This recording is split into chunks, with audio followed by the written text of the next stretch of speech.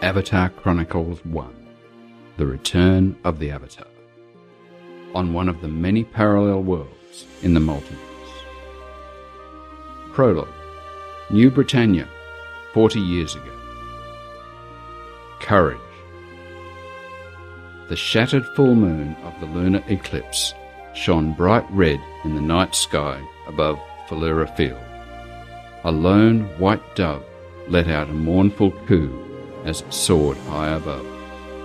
Down below, tens of thousands of charred, frozen and dismembered corpses littered the blood-stained battlefield, as healers tended to the few hundred surviving members of Lord British's army.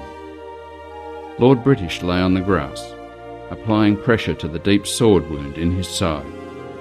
A few feet in front of him were the shattered fragments of the amulet of Vazur, with which the evil Lord Shadow Raine had unleashed the power of 8 of the 9 legendary dragons: gold, silver, bronze, copper, red, black, white, blue, upon New Britannia.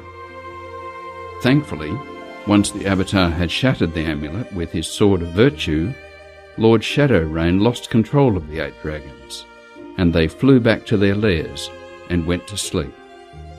Lord British was surrounded by piles of bone dust, the remnants of Shadow Raine's powerful army of undead warriors. Lord British's attention was drawn back to the present by the loud clanging of swords. He saw the Avatar and Lord Shadow Raine locked in mortal combat in front of the celestial lunar rift. The Avatar's black and gold armour gleamed in the red moonlight. "I was so close to summoning the celestial dragon, Ashara!" yelled Lord Shadow Raine, an imposing figure clad in red and black armour. "Curse you, Avatar! Lord British stole everything that should have been mine! The throne, Lady Abrera, the woman I love! Why are you helping such an evil man?" "No, Lord Shadow Raine, you are mistaken," replied the Avatar.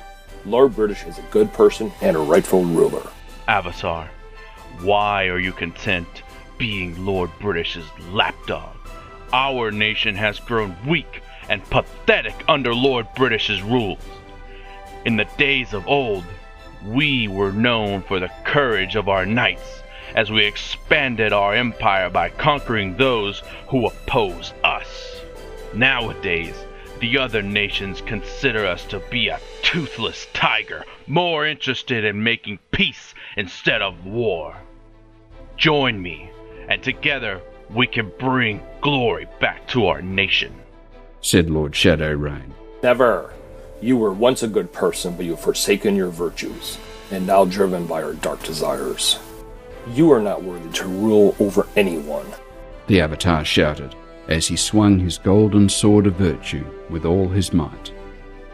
The Sword of Virtue made a loud humming sound as it sliced through the air and made contact with Lord Shadow Raine's massive, unbreakable ebony blade Darkstorm.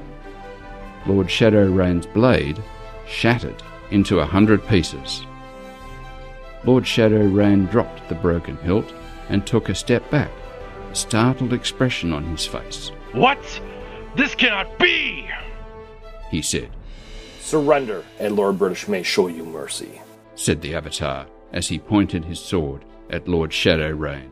"Never! If I can't rule New Britannia, then I shall see it destroyed," bellowed Lord Shadow Raine. "But first, I shall make you pay for ruining my plans, Avatar.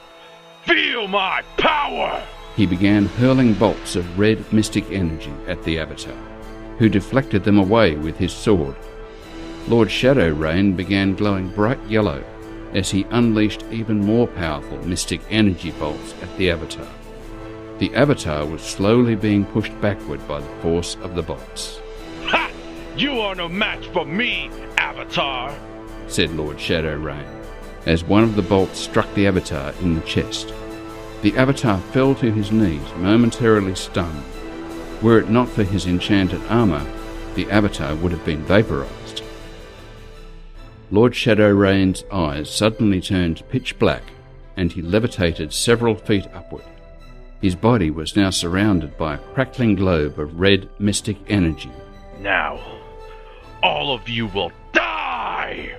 Lord Shadow Raine bellowed. I will not let you destroy New Britannia, said the Avatar, as he dropped his sword and hurled himself at Lord Shadow Raine.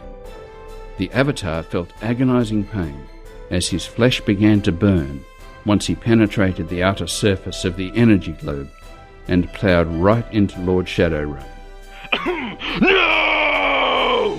Screamed Lord Shadow Raine as they were both propelled through the celestial lunar rift. After they passed through the lunar rift, the Avatar saw the look of anger and disappointment in Lord Shadow Raine's face as he realized that he had been defeated. Curse you, Avatar! Shouted Lord Shadow Raine. The Avatar simply smiled. He knew that New Britannia was safe. His work was done. Now it was time to rest. Then everything exploded in a sea of red. Lord British heard a loud explosion and saw a giant plume of red energy erupt from the lunar rift before it was sucked back in and the lunar rift collapsed in upon itself and vanished. Everyone on the battlefield stood in shocked silence. Lord British was unaware that a small golden metal fragment had been propelled out of the lunar rift just prior to its collapse and had fallen at the prophet Nistel's feet. Nistel quickly picked up the fragment and slipped it into his belt pouch before anyone could notice. Suddenly, the Avatar's sword of virtue shot up into the sky. It paused for a few moments as the 8 runes of virtue engraved in the hilt began glowing. Then, the sword suddenly vanished in a flash of light. My liege! Exclaimed Fire Lotus as she rushed to Lord British's side and examined his wound. Few people knew that in addition to being the city's favourite tavern owner, Fire Lotus was also a highly skilled healer. You are badly wounded. Let me apply this healing salve and bandage your wound, said Fire Lotus. Thank you, old friend. The wound does not appear to be responding to my healing spell, perhaps because of the enchanted ebony blade which Lord Shadow Raine used to inflict it, replied Lord British. Lord British sighed as Fire Lotus tended to his wound. New Britannia has been saved, but at what cost? Thousands of my finest soldiers lie dead, and our greatest champion, the Avatar, has been lost, he said. This is a sad day indeed for all of New Britannia, my liege, replied Fire Lotus. But your men showed great courage in the face of insurmountable odds, and their sacrifices were not in vain. This terrible year-long ordeal is finally over, and we can finally begin to rebuild that which was lost. The tall, slender, white-bearded prophet Nistel walked over to Lord British and Fire Lotus. My dear Fire Lotus, you are mistaken. We may have won this battle, my lord, but the war is not over, said Nistel. Lord Shadow Raine was not destroyed. The ancient forbidden dark magic which now courses through his veins have made him far too powerful to be killed by conventional means.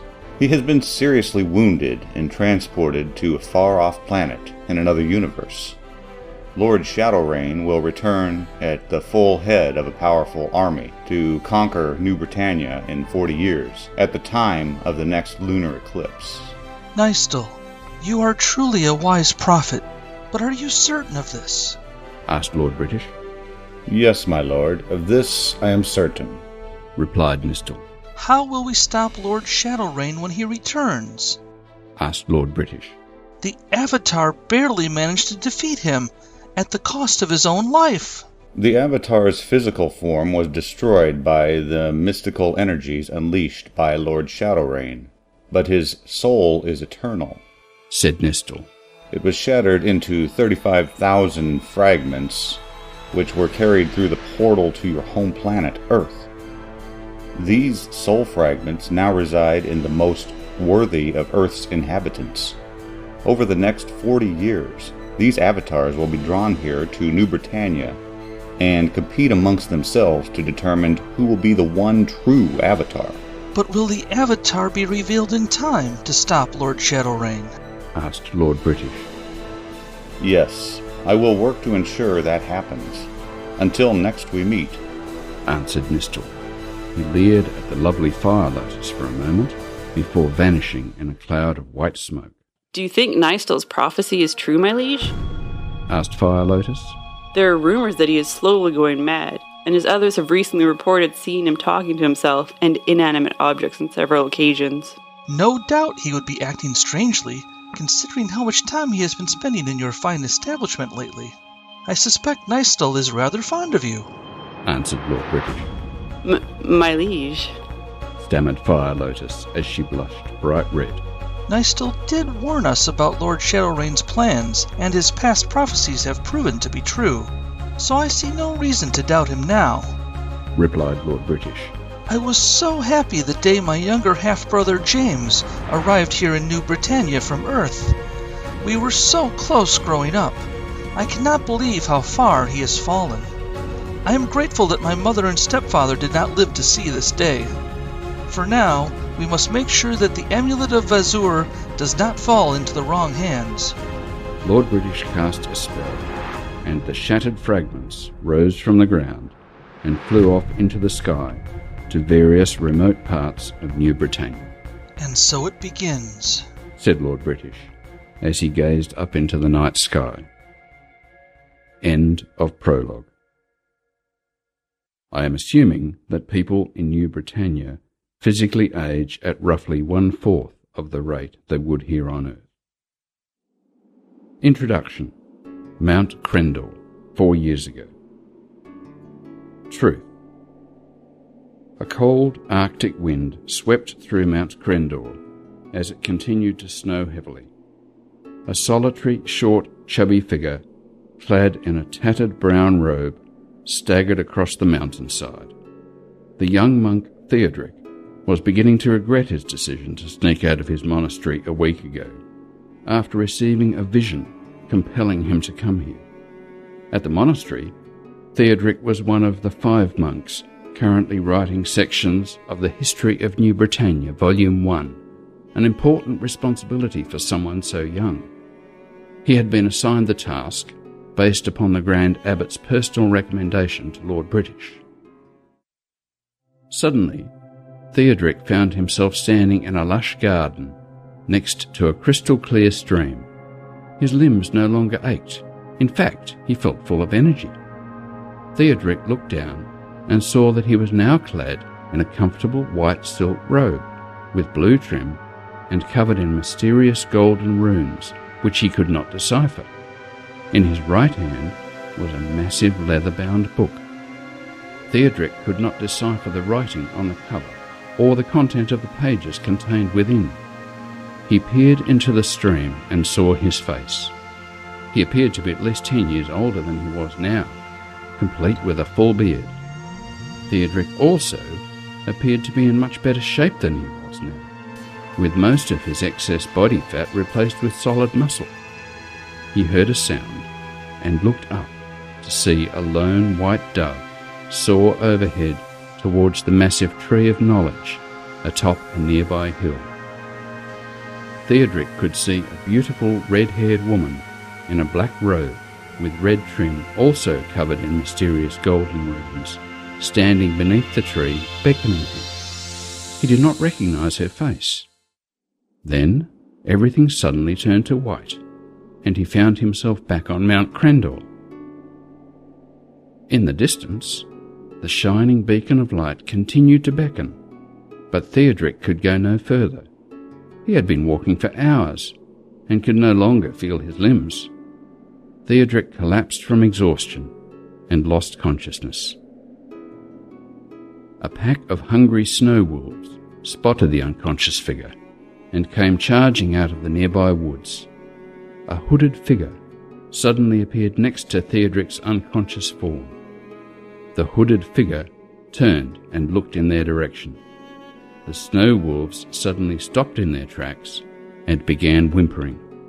They quickly turned around and ran off in the opposite direction. The hooded figure picked up Theodric and flung him over his shoulder. They both vanished in a flash of light. Theodric awoke to find himself in a mountain cave, clad in a warm, dry robe, and lying on a mat next to a burning fire. He could hear the loud roar of the snowstorm outside. An elderly, white-bearded, cloaked figure sat across the fire from him. It's about time you woke up. You've been unconscious for 3 days, said the old man. Here, have some fine wine from Fire Lotus's tavern. It will warm you up a bit. The old man handed Theodric a wine flask. Thank you for rescuing me, kind sir. I am Theodric, a monk from St. Valdine's monastery. Who are you? Asked Theodric. You may call me Nistel, answered the old man. The mad prophet Nistel? Said Theodric. I heard you were once an advisor to Lord British himself long ago. What happened to you? I've been busy searching for the new avatar for the past 36 years, for Lord Raine will be returning soon, and only the avatar will be able to defeat him once and for all, answered Nistel. But wasn't Raine slain by the avatar and Lord British 36 years ago? Asked Theodric. No, he was merely defeated. I have chosen you to help me locate the new avatar and record the details of our journey for future generations. We will then help the avatar recover the lost fragments of the Amulet of Vezir, for only an avatar wielding the full power of the 9 dragons can hope to stop Lord Raine and his invading army, said Nistel. He pulled out a small golden metal fragment out of his belt pouch and held it in the palm of his hand. The fragment began glowing faintly. This will lead us to the new avatar, said Nistel. What is it? Asked Theodric. It is a fragment of the Amulet of Virtue, which was worn by the original avatar when he died battling Lord Raine 36 years ago, replied Nistel. It is mystically linked to the new avatar and will glow bright white when we find him or her. Who are you really? Asked Theodric. Tell me the truth. I can sense when people are lying to me. Ah, yes, one of your many hidden gifts. You are a learned man. Tell me what you know about the old gods, said Nistel. According to the Great Book of Aramis, long, long ago, Britannia faced a grave crisis known as the Great Cataclysm. On the moon Farallon, an enormous obsidian egg which had lain dormant in an underground cave for 1,000 years was struck by a dark magic spell cast by the evil wizard Sintar, the last surviving descendant of Mendark, who wanted revenge against Lord British for the crimes he committed against his ancestors. Sintar himself would later be hunted down and killed in a magic duel by Mariah, leader of the Council of Mages on New Britannia. The newly hatched Star Serpent threatened to destroy Farallon, which would have had catastrophic consequences for Britannia. Lord British had the Avatar jump into the Well of Eternity at the Temple of Argosa.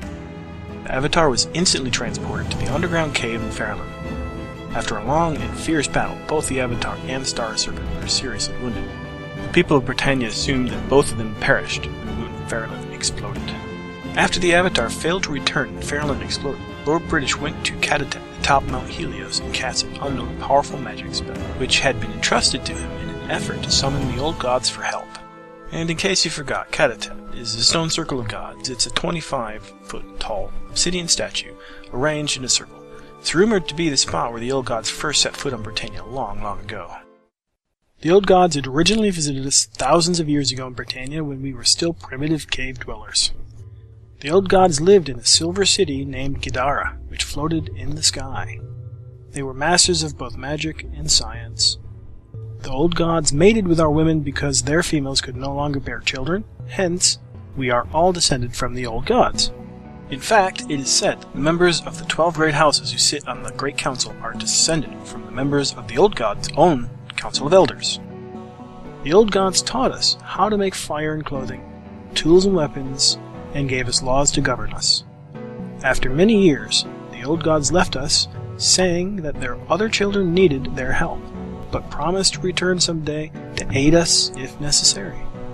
The most famous of the old gods was warrior god Darhan, ruler of the old gods. Darhan had 3 sons. The eldest, Jonir, was a mighty warrior and sorcerer, but he had a heart as black as night. He took great delight in tormenting mankind. The second son, Beric, was wise and kind and a powerful sorcerer. he used his gifts to aid mankind. The youngest son, Galen, was a brave and powerful warrior who helped his brother Beric oppose Jonir's attempts to subjugate man. Eventually, Beric and Galen were forced to use their combined might to slay their evil brother, but not before Jonir managed to impart much of his knowledge of dark magic to his secret apprentice. As we learned 36 years ago, his secret apprentice was Lord Shadowrain. Among the other old gods was a wise and powerful renegade whose true name has been lost to the sands of time. A brilliant scientist, this inventor of time travel technology was one of the 3 founders of their society, the warrior god Darhan and the female mage god Cyril being the other 2, and was highly respected by the other old gods. He called himself Nistel, and he strongly disagreed with some of the less enlightened members of the Council of Elders who felt that the less developed civilizations should worship them as gods and serve as slave labor. Nistel resigned from his position on the Council of Elders, and left Gidara soon after the old gods originally departed from Britannia in order to explore time and space on his own. Of all the old gods, Nistel had spent the most time interacting with our people and developed a real fondness for us. He promised to return someday to see how we were doing, but this has not been since his departure all those years ago. Upon casting the spell, the 30 obsidian statues began glowing bright white and emitted beams of energy which caused a column of white light to form in the center of the circle where Lord British was standing. Lord British was rapidly propelled upwards into the sky by the column of light as astonished members of the Great Council looked on. Meanwhile, the people of Britannia began to panic and ran for cover as the smallest fragments of Faerlin began striking the planet as meteorites, demolishing structures and causing numerous fires. When all seemed lost, the floating city of Gidara suddenly appeared in the sky high above Castle Britannia. All Britannians were instantly transported to Gidara. Our people witnessed the destruction of the planet from the depths of space as the largest fragments of Faerlin smashed into our planet, causing it to explode. The old gods used something called a hyperdimensional drive to transport their city through the vortex to a parallel universe where Faerlin had only partially been destroyed. These parallel universes originally came into existence long ago when the Avatar shattered the Gem of Immortality in order to make Mendark mortal once again and allowing him to be slain. This parallel world was uninhabited because its former inhabitants were not visited by the old gods in the distant past and ended up killing each other in barbarian clan wars. After relocating us here to New Britannia, the old gods helped us rebuild all we had lost by providing us with advanced knowledge, technology, and materials. After several years, Darhan and the rest of the old gods departed our new world to explore other realms. Soon after the old god Silver City of Gidara left Mount Krendor and soared off into space, both Lord British and the Avatar suddenly reappeared in a flash of light in Castle New Britannia. The Great Council was in session, with no memory of what happened since their disappearance. When news of their reappearance spread to the general populace, some of the people wondered why Lord British now appeared to have a more youthful appearance, but most people overlooked this fact because they were just happy to have their beloved ruler back. The Book of Aramis suggests that some of the old gods never left and may still walk among us, but today, most of the people believe that Aramis's account of the Exodus and founding of New Britannia is merely a fable, and that the old gods never really existed at all, said Theodric. Really? Is that what you young people believe today? What would you say if I told you that everything described in the Book of Aramis was true? Asked Nistel. How could you possibly know that? Asked a skeptical Theodric. Because I was there to witness it, replied Nistel. We wouldn't have these problems with Lord Shadowrain today if Darhan had simply followed my advice and personally dealt with his son Jonir before he began down the path to darkness. I guess he was blinded by a father's love for his children. You knew Darhan personally? Asked a stunned Theodric. Indeed, a brave and powerful man, but certainly not the wisest, replied Nistel. Stubborn as a mule, loved beautiful young women and wine. Not as much as I do, of course. You still haven't answered my original question. Who are you? Asked Theodric. I am Nistel, although in the past I have also gone by the name Hawkwind and Time Lord. You must promise me never to reveal my true identity to anyone. For over 5,000 years, I have traveled through time and space, and while helping those in need, made many enemies, who would like nothing better than to see me dead. That is why I altered my physical appearance after I left the city of Gidara long ago. I deeply regret that I was not in Britannia at the time of the Great Cataclysm. Had I foreseen the rise of Centaur, perhaps I could have done something to stop him. Contrary to popular belief, despite our mastery of time travel, the old gods are not all-knowing. Thankfully, the summoning spell I had entrusted Lord British with on my last visit to Britannia in my guise as Time Lord was successful, and the majority of Britannians were saved and relocated here to New Britannia. About 200 years ago, my time ship was badly damaged following a hostile encounter with a Genrazi battlecruiser, and I was forced to crash land here on Mount Krendor. Based on this civilization's current rate of development, suitable replacement parts for my ship's damaged quantum field generator won't be available for approximately another 2,000 years. In the meantime, as far as the world is concerned, I am simply the mad prophet Nistile, answered Nistile. Nistile noticed Theodric's puzzled expression. You have no idea what I'm talking about, do you? Said Nistile. Forgive me, sometimes I do tend to ramble on a bit. Theodric, you are about to play a pivotal role in the history of New Britannia. So why did you choose me to aid you in your quest? Asked Theodric.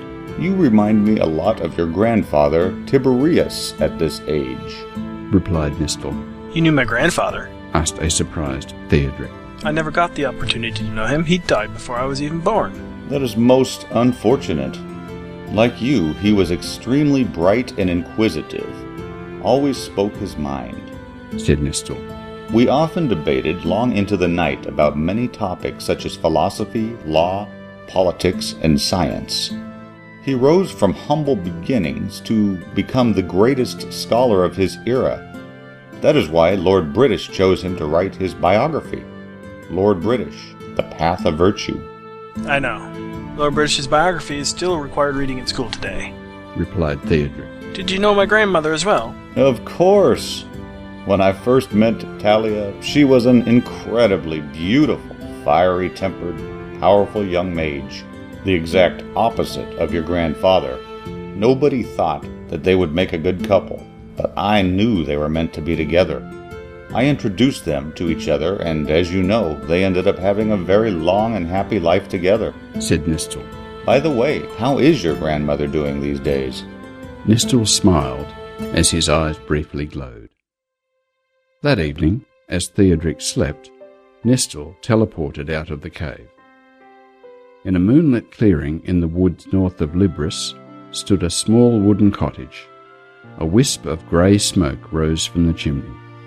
A white-bearded wizard sat on a rocking chair on the porch, smoking on a long bamboo pipe. In front of the cottage, a young female elf was practicing her fire magic. Lord Baldrith stopped smoking on his pipe and said, Lantherthel, try that again. I want you to envision the fire forming in your hands. Shape it into a ball and let it loose upon your enemy.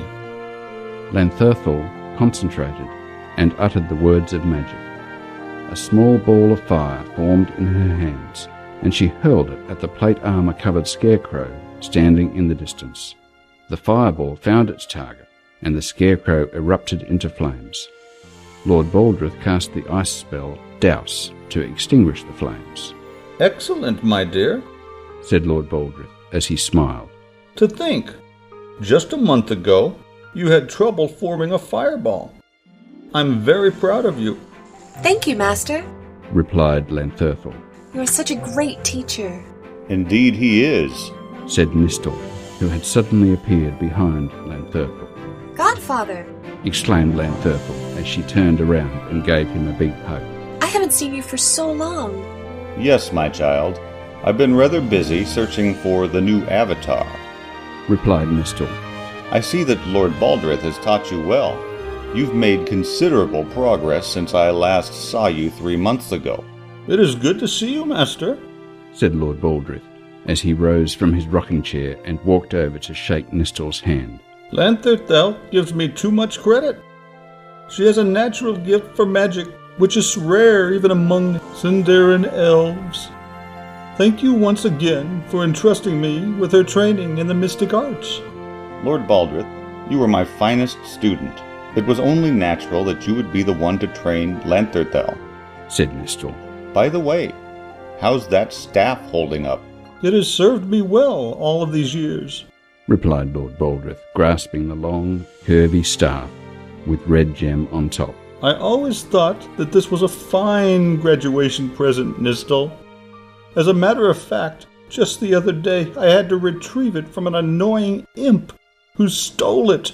I'm sure you taught him the error of his ways, said Nistile. Indeed.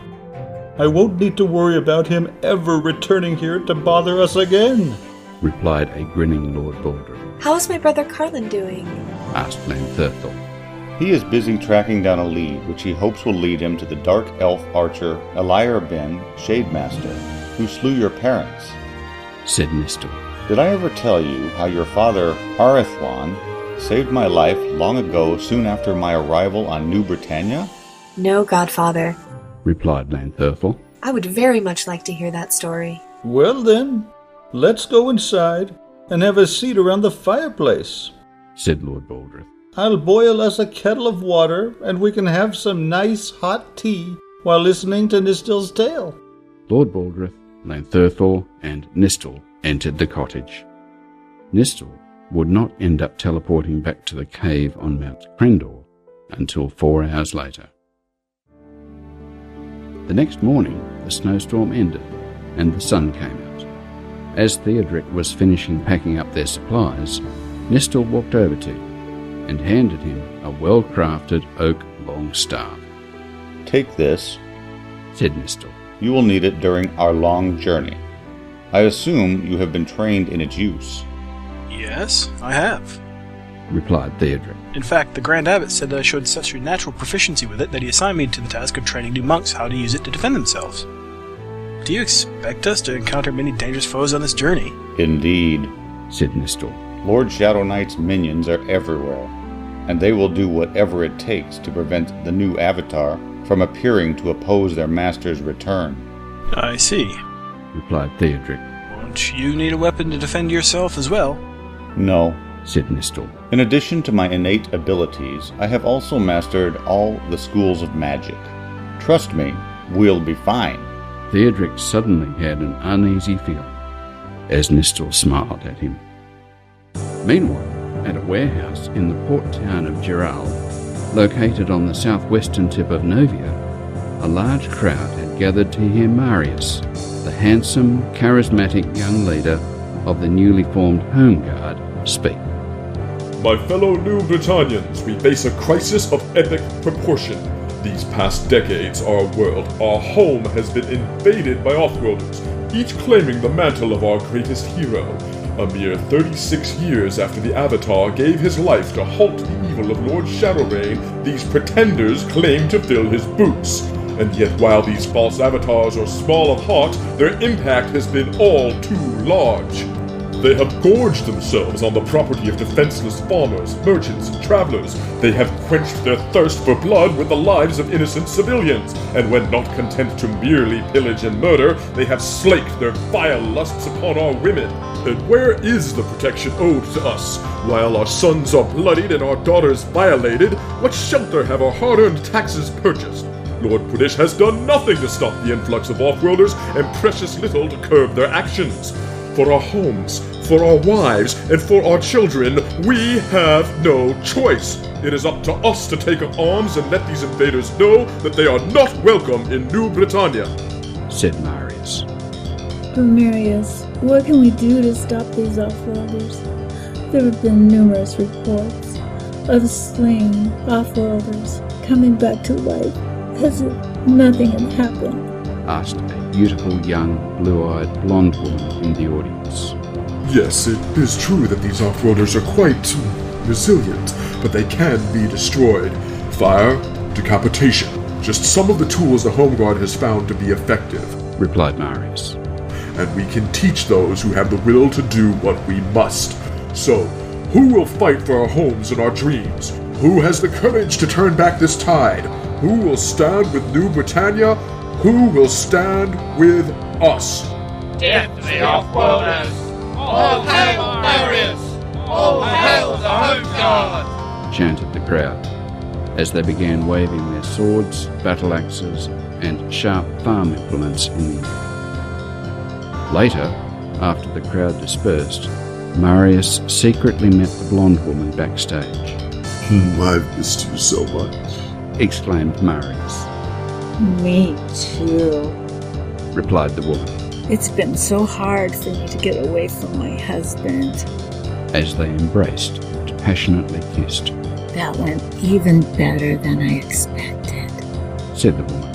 I think we managed to recruit another 100 members to our cause. Oh, I know I am merely the public face of the Home Guard, my dear, replied Marius. You are the one writing the speeches and providing most of the financial support for training, weapons. But Vostra, will you ever tell me your real name? In time, lover.